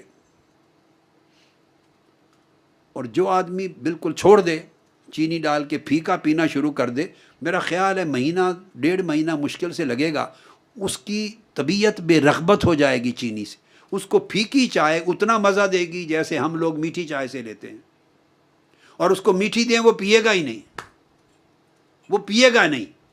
یہ ہے الجوع، یعنی ایک چیز کے کھانے پینے کی عادت کو ختم کرتے کرتے طبیعت کو اس سے بے رغبت کر دینا، پھر طبیعت رغبت نہیں رہتی اس میں چینی کی۔ اس طرح آپ روٹی کی طرف آ جائیں، کھانے کی طرف۔ ایسے لوگ بھی ہوں گے جو 3 روٹیاں کھاتے ہیں، تب ان کے پیٹ میں احساس ہوتا ہے کہ کھانا کھایا ہے۔ کئی لوگ ہوں گے 2، اب بعضوں نے ہاتھ کھڑا کر دیا مجھے بتانے کے لیے کہ میں 3 روٹیاں کھاتا ہوں۔ کئی ہوں گے جو صرف 2 روٹیاں کھاتے ہیں۔ 2 والے کتنے ہیں؟ ٹھیک ہے، ماشاء اللہ۔ اب آپ تجربہ کر کے دیکھ لیں، جو آدمی 2 روٹیاں کھاتا ہے تو اس کی طبیعت عادی ہے 2 روٹیوں کی، وہ جس دن وہ 1.25 روٹیاں کھائے گا، اب مفتی صاحب مسکرا رہے ہیں، ان کی روٹیوں کا تو حساب ہی کوئی نہیں نا، مفتی صاحب نے مسکرانا نہیں تو اور کیا کرنا، پہلوان ہیں، علمی بھی، روحانی بھی، جسمانی بھی، مگر وہ خالی روٹی کا نہیں، وہ گوشت کے ساتھ روٹی ہو۔ تو جو آدمی 2 روٹیاں کھاتا ہے، جس دن اس کو 1.5 روٹی ملے وہ سمجھے گا میں بھوکا ہوں، اس کی ٹانگیں کانپیں گی، ہاتھ بازو کانپیں گے، اس کو بھوک لگے گی کہ میں مر گیا، کمزور ہوں۔ آپ اس کو 1.5 روٹی سے زیادہ نہ دیں، 1 مہینہ کریں، وہ 1.5 روٹی کھا کے 1.5 اتنا ہی سیراب محسوس کرے گا، پیٹ بھر گیا، جتنا 2 سے کرتا تھا۔ پھر 1 روٹی پہ لے آئیں، 2 مہینے 3 مہینے عادت ڈالیں، وہ 1 روٹی سے اس کا پیٹ اتنا ہی بھر جائے گا جتنا 2 روٹیوں سے بھرتا تھا۔ اسے آدھی روٹی پہ لے آئیں، آدھی روٹی کھائے، باقی سالن جو کچھ ہے وہ ایسا ہی محسوس کرے گا، بھر گیا پیٹ جتنا 2 روٹیوں سے بھرتا تھا۔ تو یہ پیٹ ہے، یہ کتے کی طرح ہے، کتے کو جتنے پہ چاہے رکھ لیں وہ اسی پر بھوک محسوس کرتا، اسی پر سیراب ہو جاتا ہے۔ تو یہ ہے، جب آپ آدھی روٹی پہ اپنے آپ کو رکھ لیں اور اس سے سیرابی ہو جائے، سیر فیل کریں، تو گویا اس سے زیادہ کے کھانے کی طلب ہی نہیں ہوگی۔ یہ جب کیفیت آ جاتی ہے کہ اس سے زائد کی طلب نہ رہے، گویا اب اس سے زائد کی بے رغبتی ہو گئی۔ ایسے لوگ بھی ہیں جو روٹی کھاتے ہی نہیں، میں خود ایکسپیرینس کرتا ہوں، میں خود عام طور پہ اپنے کھانوں میں 90% یا ممکن ہے 95%، یا میں یہ بھی کہہ دوں تو ناجائز نہیں ہوگا، ممکن ہے 98% میں روٹی نہیں کھاتا۔ یعنی باقی سب کچھ ہوتا ہے مگر میں روٹی نہیں کھاتا، عادی نہیں ہوں۔ تو روٹی پڑی ہوتی ہے، تبھی پکی ہوئی توے پہ گرم گرم روٹی کھاتے ہیں لوگ، شوق سے ذوق سے کھاتے ہیں، مجھے رغبت نہیں ہوتی، یعنی میں نے عادت چھوڑ دی ہے۔ اس طرح اگر صحت کی وجہ سے کبھی چاول کھانا بندہ چھوڑ دیتا ہے، میں نے اپنی صحت کی وجہ سے آج کل چھوڑے ہوئے ہیں، پھر پچھلے دنوں کھا لیا کرتا تھا، اس سے پہلے نہیں کھاتا تھا، یعنی انسان عادت طبیعت کے مطابق بدلتا رہتا۔ آج کل نہیں کھا رہا ہوں بالکل، تو پلاؤ پڑا ہوتا ہے، بریانی پڑی ہوتی ہے، سارا کچھ ہوتا ہے، آپ اپنی زندگی میں یہ دیکھتے ہیں۔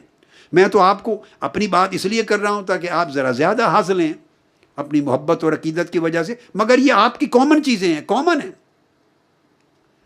تو آپ چاول پلاؤ بریانی پڑی ہے، جب آپ طبیعت کو دور کر دیتے ہیں، نہ کھلا کے تو اس کی رغبت ختم ہو جاتی۔ شربت روح افزا نہیں پیتے، نہ پلا کے رغبت ختم ہو جاتی، اور جن کی رغبت ہے وہ افطار کے ٹائم روح افزا نہ ملے تو مر جائیں گے، وہ کہیں گے ہمارا روزہ افطار نہیں ہوا۔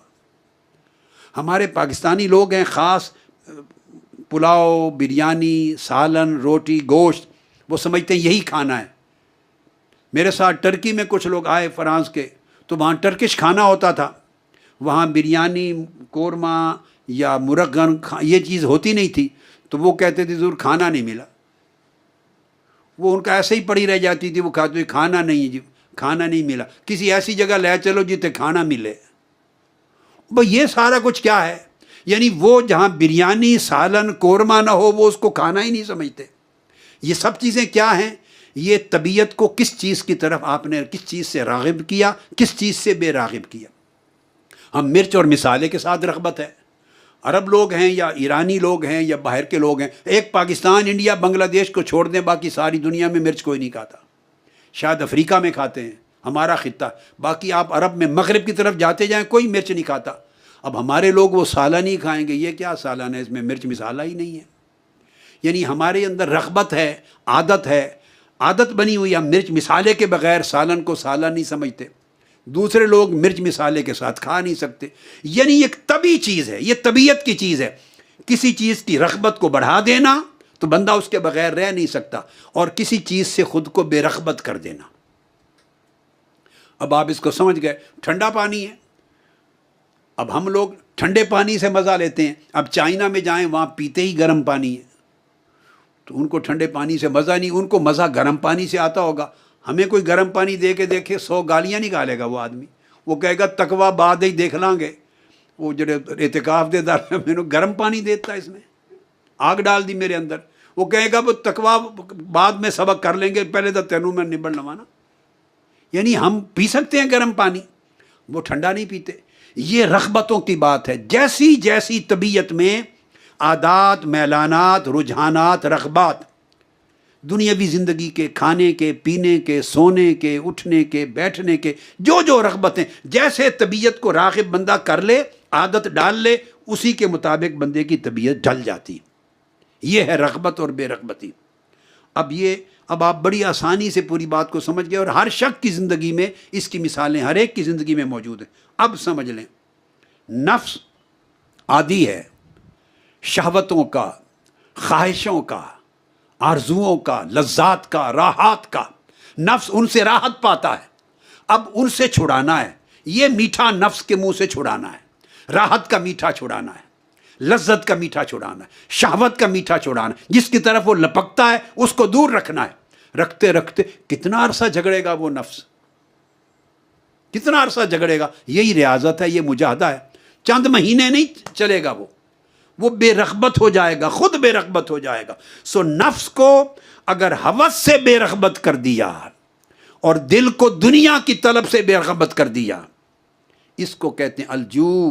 جس کو جو مل گئی، یہ بھوک مل گئی، اس نے نفس کو خالی رکھا شہوتوں کی خوراک سے اور دل کو خالی رکھا طلبات دنیا کی خوراک سے، وہ صاحب جو ہوا، اس کو تقویٰ کا کمال مل گیا، اس کو تقویٰ ملا۔ یہ ہے تقویٰ کا معنی۔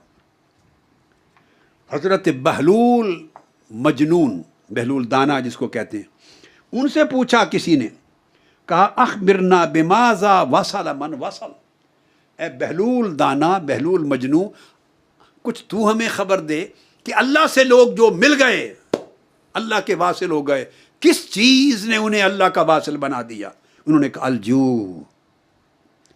انہوں نے اپنے نفس کو شہوتوں سے بے رغبت کر لیا اور اپنے دلوں کو دنیا سے بے رغبت کر لیا۔ اس سبق کو آج یاد کرنا ہے آپ نے۔ ایسی بھوک دی کہ نفس کو شہوت کی خوراک نہ ملی اور نفس کو بے رغبت کر دیا، خوراک کا طالب بھی نہ رکھا، اور دل کو دنیا کی طلب سے خالی کر لیا۔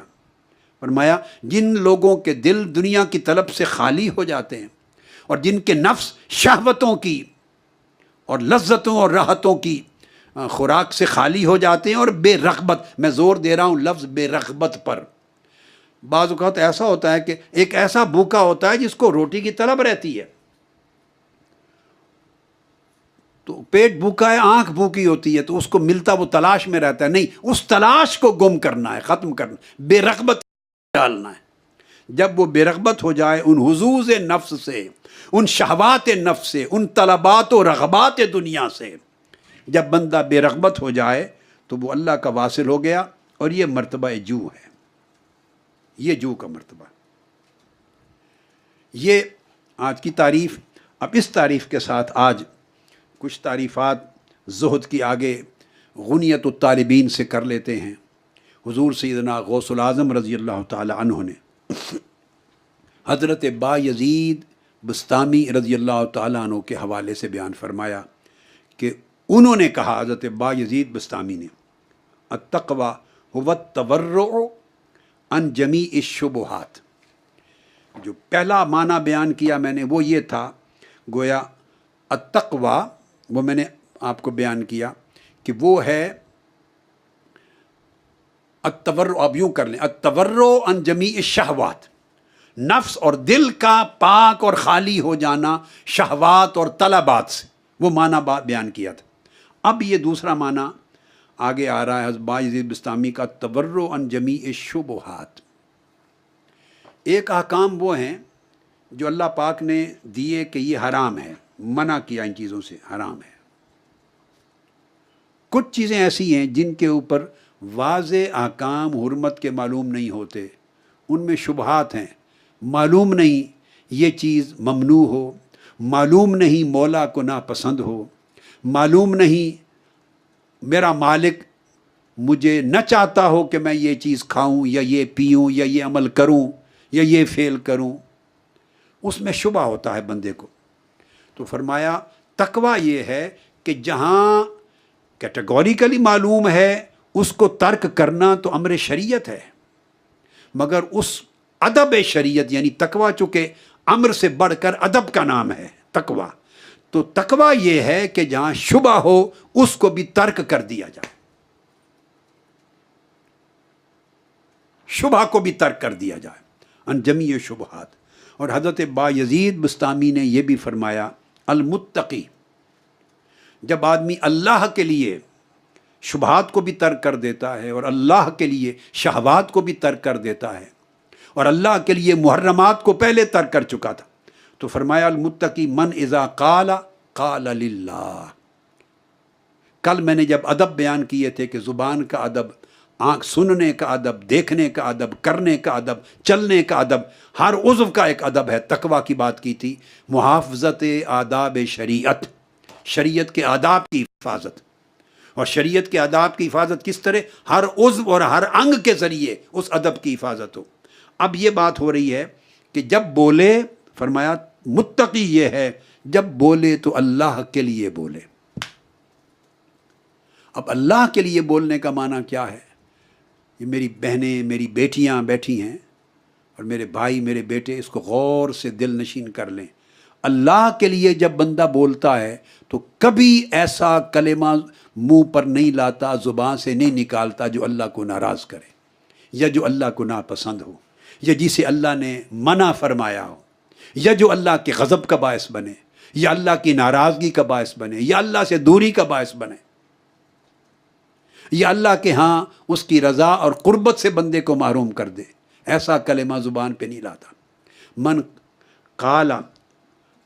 من اذا قال قال للہ، جب بولے تو اللہ کے لیے بولے۔ اس کا مطلب یہ ہے کہ اس کی زبان سے نکلا ہوا ہر لفظ، اس کے اوپر ایک پہرا ہوتا ہے، وہ بندہ پہرے دار ہوتا ہے، وہ لفظ نکالتا ہے، وہ کلام کرتا ہے جس میں اللہ کی رضا ہوتی ہے۔ وَإِذَا سَكَتَ سَكَتَ لِلَّهِ، اور جب خاموش ہو تو اللہ کے لیے خاموش۔ جہاں اللہ چاہتا ہے کہ خاموش رہے یہ بندہ، وہاں اللہ کے لیے خاموشی اختیار کرتا ہے۔ اذا ذاکر ذاکر اللہ، اور جب کوئی چیز یاد کرتا ہے تو اللہ کے لیے یاد کرتا ہے، ذکر کرتا ہے تو اللہ کے لیے ذکر کرتا ہے، بیان کرتا ہے اللہ کے لیے بیان کرتا ہے، خاموشی اختیار کرتا ہے اللہ کے لیے اختیار کرتا ہے، کوئی کلمہ نکالتا ہے اللہ کے لیے نکالتا ہے۔ یعنی جس شخص کی زبان، اب اس میں پورا کنسنٹریشن اس تعریف میں حضرت با یزید بستامی رضی اللہ تعالیٰ عنہ نے زبان پر دیا ہے۔ پہلی تعریف میں جب کہا شبہات، اس میں ایمفسس کیا ہے دل دماغ پر، دل اور ذہن پر۔ شبہات کا فیصلہ وہاں ہوتا ہے، دل و دماغ کرتا ہے۔ دل کو شبہ آ گیا، شک ہو گیا، تردد آ گیا کہ کروں نہ کروں، اچھا ہے یا برا، جہاں تردد آ گیا اس کو نہ کرنا تقویٰ ہے۔ ہم تردد اور شک سے فائدہ اپنے حق میں اٹھاتے ہیں، چونکہ کلیئر کٹ منع نہیں سو ہم کر لیتے ہیں، یہ خلاف تقویٰ ہے۔ اور جہاں کلیئر حکم محبوب کا معلوم نہیں، شک ہے، وہاں نہیں کرتے، شاید مولا کو ناپسند ہو۔ وہ اس پہلو کو وزن دیتے ہیں، رجحان دیتے ہیں اہل تقویٰ، شاید میرے مالک کو ناپسند ہو، شاید مالک نے منع کیا ہو، مجھ تک بات نہیں پہنچی، شاید اس سے مالک ناراض ہو جائے، مجھے خبر نہیں۔ چونکہ خبر نہیں سو وہ ان چیزوں کو چھوڑ دیتے ہیں۔ اور دوسری تعریف میں پورا کنسنٹریشن ارتکاز کیا زبان پر، یہ سمجھانے کے لیے کہ زبان ہر اچھائی اور برائی کا منبع ہے۔ اس سے آپ کی اطاعت بھی ہے، اس سے ذکر بھی ہے، اس سے عبادت بھی ہے، اس سے لوگوں کے معاملات بھی ہیں، اخلاق بھی ہیں، لوگوں کے دل ٹوٹتے بھی ہیں، لوگوں کے دل جڑتے بھی ہیں۔ ہر خیر و شر کا منبع زبان ہے۔ اگر آپ زبان پہ کنٹرول کر لیں تو آپ تقویٰ کی راہ پہ چل پڑیں۔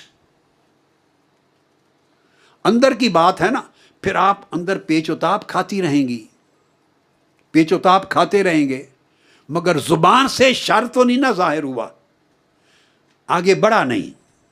اگر آپ زبان پہ کنٹرول کر لیں کہ زبان سے ایسا کلمہ نہیں نکالنا جو دوسرے کا دل توڑ دے، جو دوسرے کی بے عزتی کر دے، جو دوسرے کی تذلیل کر دے، جو دوسرے کو پریشان کر دے، دوسرے کو محروم کر دے، دوسرے کو ہلکا پن محسوس کرائے، اللہ ناراض ہو جائے، اللہ کا رسول ناراض ہو جائے، جو گالی ہو، جو غیبت ہو، جو چغلی ہو، جو عیب جوئی، کوئی ایسا کلمہ جس میں اللہ کی رضامندی اور اللہ کی خوشگواری نہیں، امر خوشگواری کا نہیں، جس میں اللہ کے رسول خوش نہیں ہیں، جب آپ ایسا کلمہ زبان پہ نہیں لاتے اور کنٹرول کرتے ہیں تو آپ دیکھیے عبادات میں اور معاملات میں ہر چیز پر خیر قائم کر لیتے ہیں۔ فرمایا کہ یہ تقویٰ کی اصل ہے۔ حضرت فضیل بن ایاس سے پوچھتے ہیں وہ تقویٰ کو کیا کہتے ہیں۔ اب یہ تمام تعریفات جو اس وقت دے رہا ہوں یہ غنیت الطالبین حضور سیدنا غوث العظم رضی اللہ تعالیٰ عنہ کی کتاب سے دے رہا ہوں۔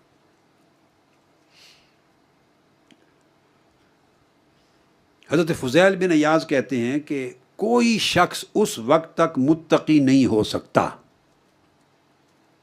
اس وقت تک وہ صاحب تقوی نہیں ہوتا جب تک وہ سراسر ظاہر و باطن میں پرامن نہ ہو جائے، پرامن نہ ہو جائے۔ ہم آج امن کی بات کرتے ہیں، پیس کی بات آج کرتے ہیں، امن کی۔ فضیل ابن عیاض سلف صالحین کے دور کے امام الاصفیاء، صوفیاء کے امام، وہ اس وقت امن کی بات کرتے تھے تصوف سارا امن ہے، ولایت ساری امن ہے، اللہ کی دوستی ساری امن ہے۔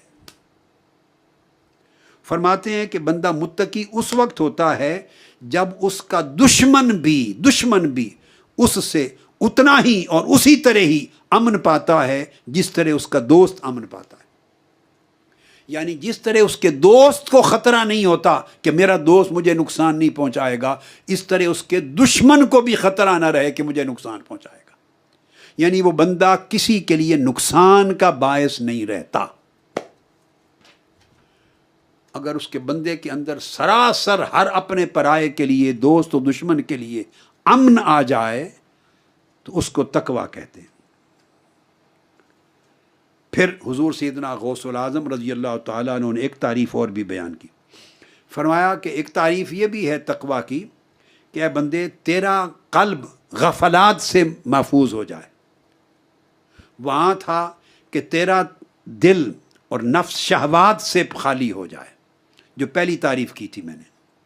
اب فرماتے ہیں کہ تیرے دل میں غفلت نہ آئے اور تیرے نفس میں شہوت نہ آئے اور تیرے خلق میں مذمومات نہ آئیں، جو برے اخلاق ہیں، تکبر ہے، نخوت ہے، رعونت ہے، جھوٹ ہے، کنجوسی ہے، بغض ہے، عناد ہے، یہ جو سارے برے اخلاق ہیں۔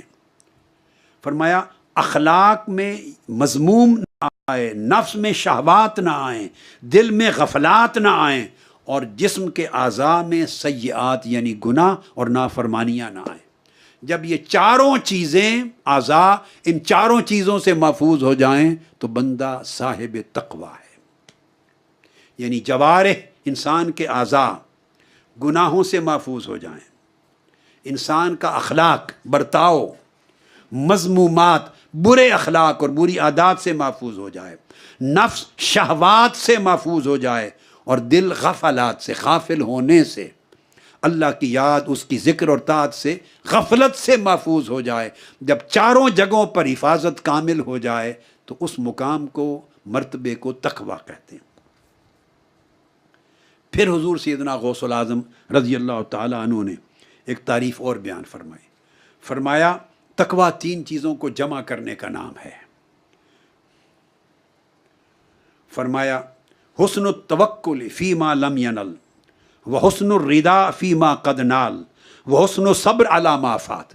فرمایا جو اے بندے، جو کچھ تجھے نہیں ملا، تیرے نصیب میں نہیں آیا، مکان ہے، کوٹھی ہے، گھر ہے، کار ہے، وسائل ہیں، دولت ہے، فراوانی ہے، عزت ہے، منصب ہے، عہدہ ہے، جو کچھ کہہ لیں، جو کچھ تجھے نہیں ملا، اوروں کو ملا ہے، تجھے نہیں ملا، تو جو تجھے نہیں ملا اس پر تیرا توکل ہنسی رہے، تیرا توکل ڈگمگائے نہیں، یہ خیال نہ آئے کہ مجھے کیوں نہیں ملا، نہ ملنے پر کیوں کا لفظ وارد نہ ہو تیری طبیعت میں، یہ حسن توکل ہے۔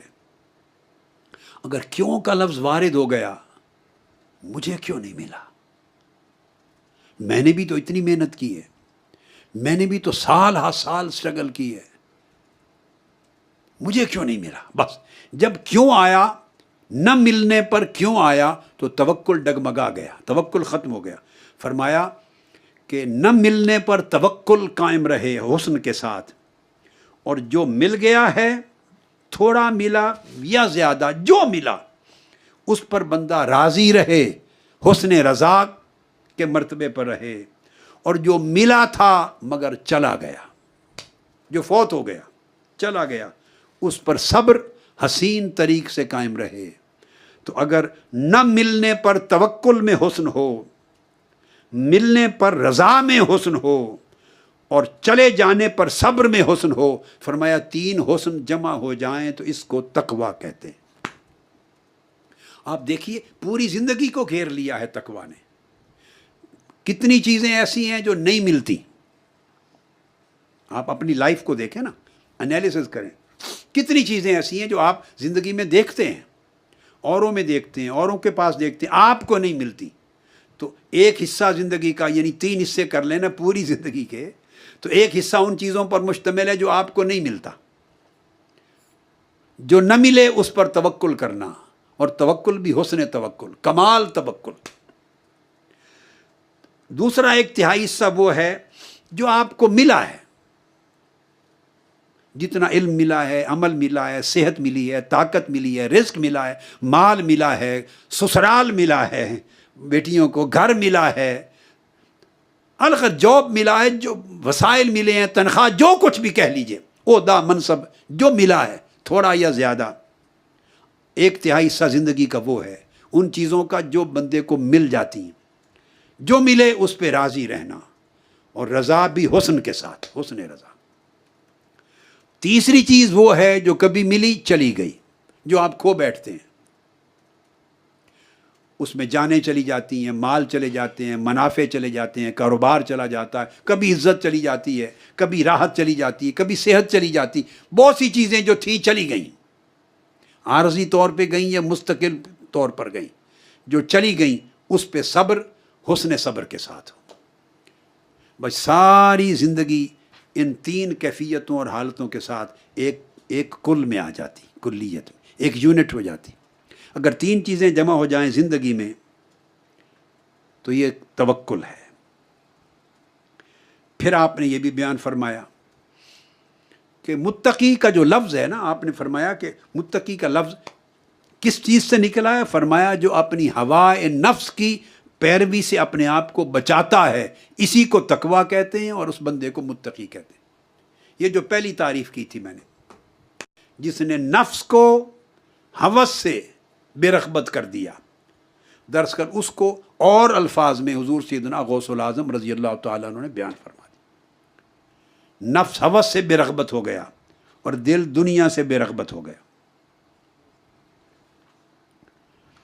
اب یہاں امام مالک فرماتے ہیں، امام مالک، کہ اہل مدینہ کے کچھ بڑے لوگوں نے، ہستیوں نے حضرت عبداللہ بن زبیر کو لکھ بھیجا. آپ نے پوچھا ہوگا، اپنے سے بڑوں سے پوچھا ہوگا، اور صاف ظاہر ہے ان سے بڑے تو پھر کبار صحابہ ہی ہوں گے نا، بڑے صالحین، اولیاء صحابہ، کہ تقویٰ کیا ہے. انہوں نے لکھ بھیجا کہ تقویٰ کی 3 علامتیں ہیں.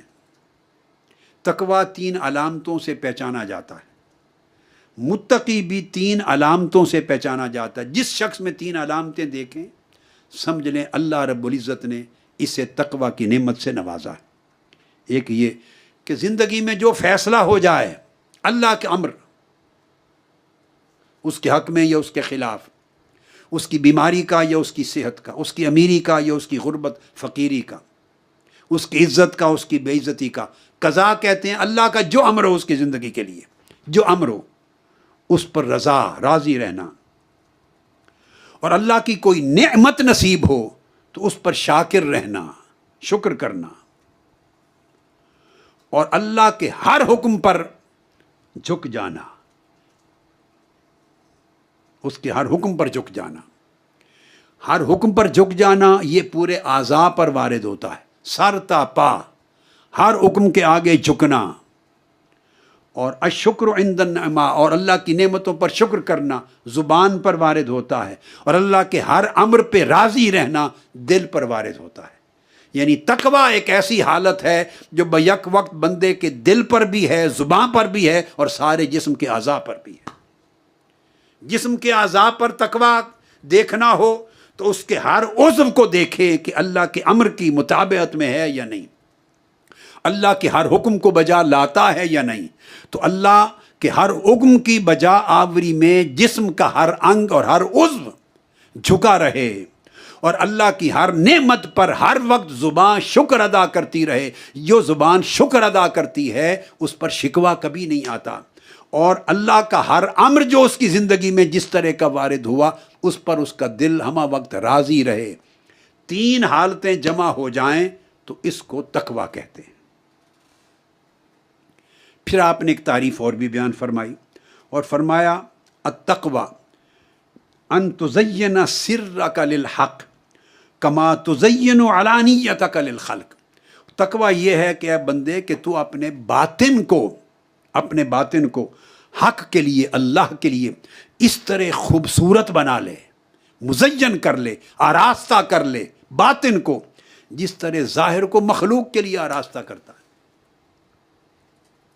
ہم ظاہر کے لیے، اب بیٹے بھی بیٹھے ہیں نا، بیٹیاں بھی بیٹھی ہیں، اچھے لباس پہنتے ہیں، اچھے لباس پہنتے ہیں، بہتر سے بہتر کپڑا آتا ہے، اچھے سے ٹیلر سے سلواتے ہیں، طرح طرح کے لباس پہنتے ہیں، طرح طرح کے بیٹیاں ہیں عبائے پہنتی ہیں، مرد ہیں طرح طرح کے سوٹ پہنتے ہیں، کپڑے، ہم لباس پہنتے ہیں۔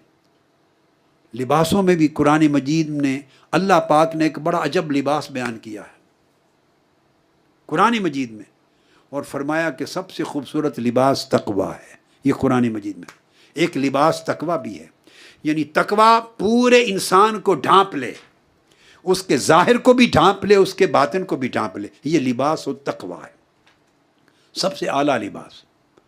اب آپ فرماتے ہیں حضور سیدنا غوث العظم رضی اللہ تعالیٰ عنہ کہ تقویٰ یہ ہے کہ جس طرح ظاہر کو آپ اچھے طریقے سے آراستہ کرتے ہیں، صاف رکھتے ہیں، ستھرا رکھتے ہیں، مزین کرتے ہیں مخلوق کے لیے، چونکہ مخلوق میں اٹھنا بیٹھنا ہے،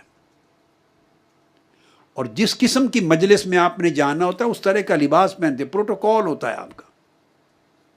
یہ گھر کا، یہ رات کا لباس ہے سونے کے لیے، یہ میرا نائٹ ڈریس ہے، یہ گھر میں چلنے پھرنے کا ڈریس ہے، یہ اسکول کالج یونیورسٹی جانے کا لباس ہے، یہ آفس جانے کا لباس ہے، یہ شام کو ڈنر کے لیے لباس ہے، یہ شادی پر کسی کے ولیمے پر جانے کا لباس ہے۔ تو آپ مجلس کے مطابق اپنے لباس کو متعین کرتے ہیں۔ تو جس طرح ظاہر کو آراستہ کرتے ہیں مخلوق میں جگہ جگہ کی مناسبت کے حساب سے، فرمایا ہے بندے اگر تو اپنے قلب اور باطن اور روح کو اللہ کے لیے اسی طرح اور اس سے بڑھ کر آراستہ کر لے تو یہ تقویٰ ہے۔ جس کا باطن خوبصورت ہو جائے، آراستہ ہو جائے، اس کے ظاہر سے بھی بڑھ کر وہ صاحب تقویٰ ہے۔ پھر آپ نے ایک تعریف اور بیان فرمائی تقویٰ کی، اور آپ نے فرمایا کہ تقویٰ تمام بھلائیوں کا خزانہ ہے، مجموعہ ہے، اور تقویٰ کی حقیقت یہ ہے کہ بندے کو معلوم ہے کہ نافرمانی پر عذاب ملے گا، دوزخ کا عذاب آئے گا، عقوبت آئے گی، معلوم ہے۔ اب یہ جو عقوبت اور دوزخ کا عذاب آئے گا، اس عذاب سے اپنے آپ کو بچانا، تو اس بچانے کے لیے ایک ڈھال بھی تو چاہیے نا، ڈھال۔ اللہ کی طاعت کو بندہ ڈھال بنا لے عذاب سے بچنے کے لیے۔ جو شخص رات دن ہمہ وقت اللہ کی طاعت کو اپنی ڈھال بناتا ہے اور اللہ کی طاعت کو ایک لمحے کے لیے بھی اپنے آپ سے الگ نہیں کرتا کہ الگ کیا تو عذاب آئے گا، وہ شخص متقی ہے۔ تو اللہ کی طاعت کو اپنی ڈھال بنانا اور ہر وقت اپنے آپ کو اللہ کی طاعت کے ذریعے بچانا، اس کو تقویٰ کہتے ہیں۔ یہ جو تقویٰ کے اندر بچانے کا معنی پایا جاتا ہے نا، پرہیز کا معنی، بچانے کا معنی، ڈرنے کا معنی، اللہ کے عذاب سے ڈرنا، اللہ کے عذاب سے بچانا، کس شے سے؟ اللہ کی طاعت کے ساتھ، احکام کی مطابقت کے ساتھ، ظاہر کو بھی اور باطن کو بھی، یہ تقویٰ ہے۔ پھر آپ نے فرمایا کہ تقویٰ کے 4 مقامات ہیں، 4 درجات ہیں۔ ایک ہے کفر و شرک سے تقویٰ، یعنی کفر و شرک سے بچنا۔ دوسرا ہے معاصی، سیئات، کبائر اور صغائر، گناہوں سے تقویٰ، یعنی گناہوں سے بچنا۔ تیسرا ہے شبہات سے تقویٰ، میں نے بیان کر دیا پہلے، شبہات سے بچنا، معلوم نہیں یہ عمل گناہ ہے یا نہیں، جہاں یا لگ جائے کہ گناہ ہے یا نہیں اس کو چھوڑنا تقویٰ ہے، اور اس کو کر لینا، اس میں مغفرت ہے۔ ہم اس طرف جاتے ہیں، رخصت ہے، یہ رخصت کی طرف ہم جاتے ہیں، رخصت ترک کر کے عزیمت کی طرف جانا، معلوم نہیں یہ منع ہے یا نہیں، اس کو اس وجہ سے چھوڑ دینا، یہ تقویٰ ہے۔ اور فرمایا چوتھا درجہ پھر فضول چیزوں کو چھوڑ دینا، فضول اور لغویات کو چھوڑ دینا، یہ تقویٰ ہے۔ پھر حضور سیدنا غوث العظم رضی اللہ تعالیٰ عنہ نے پھر ایک اور معنی بھی بیان کیا تقویٰ کا، فرمایا متقی کا جو تقویٰ ہے وہ یہ ہو ان یطاع فلا یعصی ویذکر فلا ینسی ویشکر فلا یکفر۔ تقویٰ یہ ہے کہ بندہ اللہ کی ایسی اطاعت کرے کہ اس کی زندگی میں معصیت اور گناہ کبھی داخل نہ ہو سکے، سارے راستے مسدود بند کر دیے جائیں۔ طاعت پہلے میں نے بیان کیا، طاعت کو ڈھال بنا لے۔ ڈھال کیا ہوتی ہے کہ دشمن اگر تیر مارتا ہے یا گولی چلاتا ہے یا تلوار چلاتا ہے تو پھر آپ کے سینے اور جسم کو نہیں لگ سکتی۔ ڈھال کا مطلب آپ کے پورے جسم کو، سر کو بچانا ہوتا ہے، اور جو ڈھال بچائے نا اس کو آپ ڈھال نہیں کہتے، حفاظت نہیں کر رہی۔ فرمایا کہ تقویٰ ایک ایسی ڈھال ہے طاعت کی، اللہ کی اطاعت کی، اللہ کی فرما برداری کی، اللہ اس کے رسول کی تابع داری کی، اللہ رسول کے احکام کی وفاداری کی، ایسی ڈھال ہے۔ فرمایا کہ جب اطاعت کی ڈھال استعمال کر لی تو فلا یعصی، پھر گناہ کا تیر کبھی آپ کے جسم کو لگ نہ سکے، پھر نافرمانی کا تیر آپ کو ضرر نہ پہنچا سکے، زخمی نہ کر سکے۔ پھر تقویٰ یہ ہے کہ پھر اللہ کی یاد، جب دل میں اللہ کی یاد گھر کر گئی تو ایسی یاد گھر کرے کہ پھر کبھی غفلت اور بھولنا نہ آئے،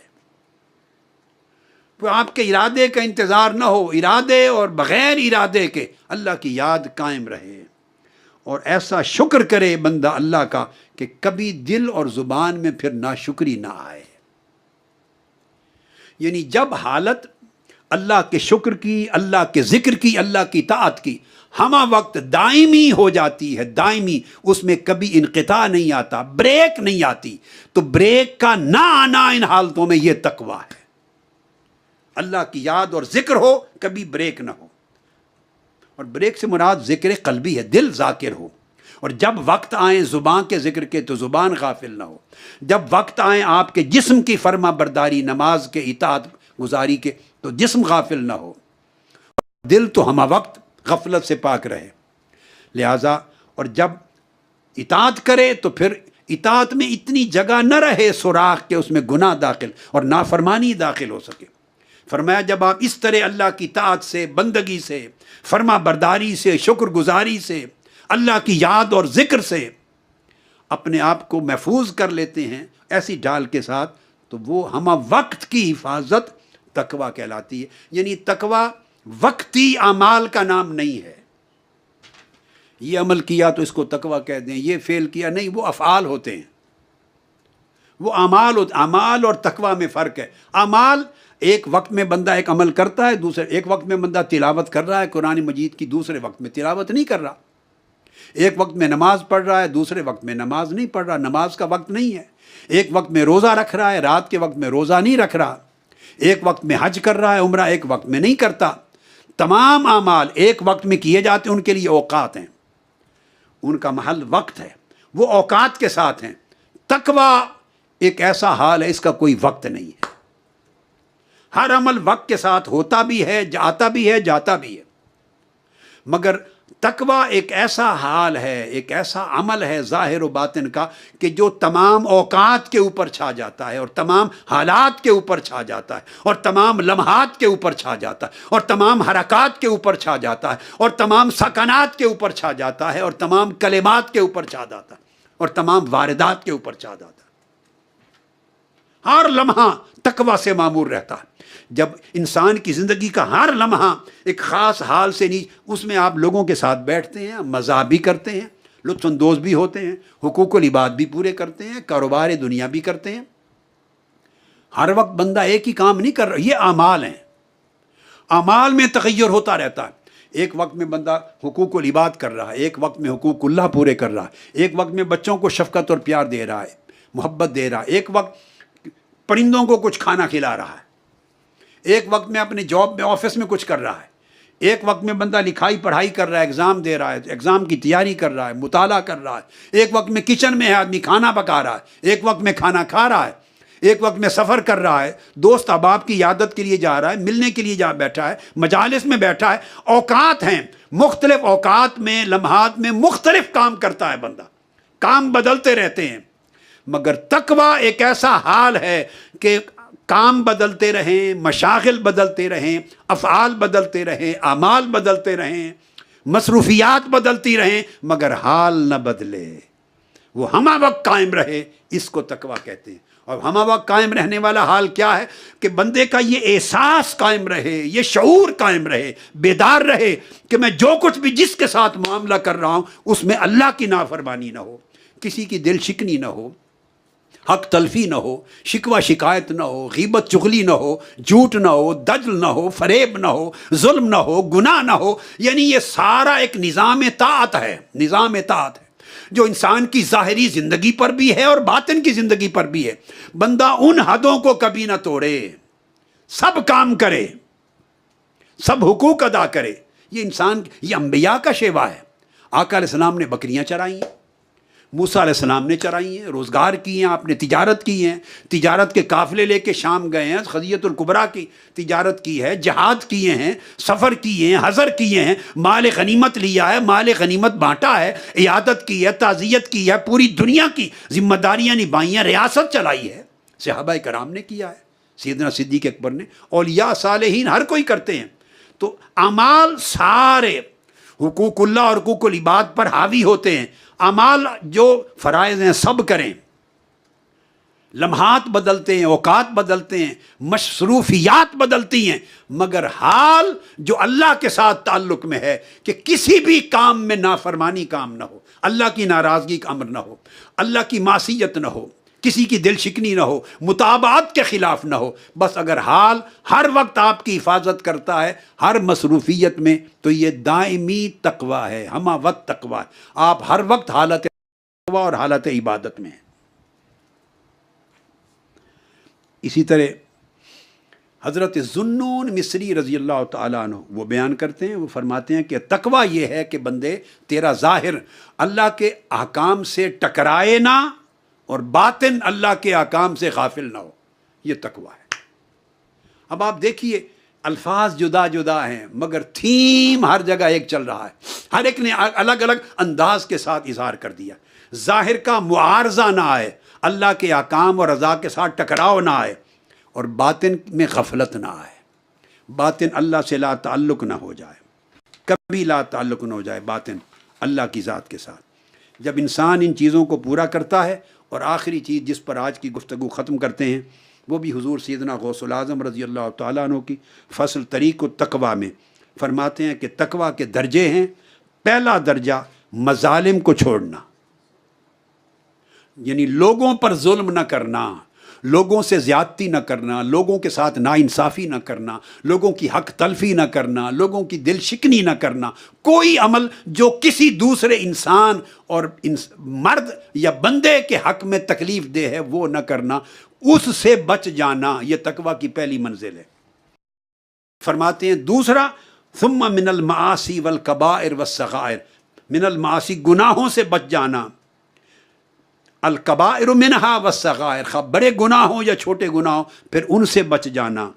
تیسرا فرماتے ہیں دل کے گناہوں سے بچنا، من ذنوب القلب، دل کے گناہوں سے بچنا، اور فرماتے ہیں دل کے گناہ یہ سب گناہوں کی جڑ ہیں، اور وہ کیا ہے؟ دل کے گناہ